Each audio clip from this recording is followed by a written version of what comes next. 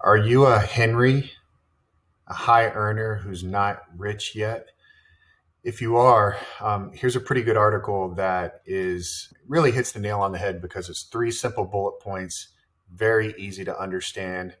Starting with number one, if you're a Henry, high earner, not rich yet, you need to invest outside your retirement accounts. It's not saying to completely eliminate your retirement accounts. I think you need to take advantage of any employer matches if you're lucky enough to work at a company that does. Most likely, though, you don't. You're an entrepreneur, you're a self employed person, you're a business owner.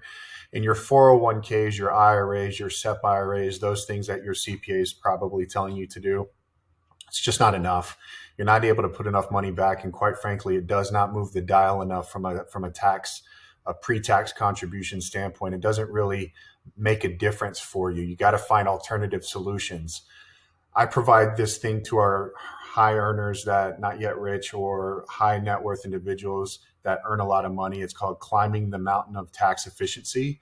There are things that you can do starting at an easy level all the way up to a complicated level. But the more complicated you go, the more tax deductions you get. And we do this in conjunction with your CPA and tax advisor. And the more tax beneficial distributions, tax deferred, tax exempt, tax free distributions.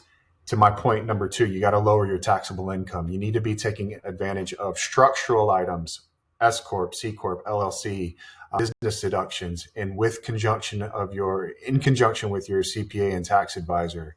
And you got to do that with a financial professional. CPAs are not financial advisors. Financial advisors are not CPAs. They need to work in tandem with one another, especially at your income level, because you have to do things that the average American can't do, and you need access to strategies that take advantage of that. You got to lower your taxes. You got to defer the growth on your assets, and then you need tax beneficial distributions on those things. And the bottom line is we can help. Reach out to us. We'll get you through this.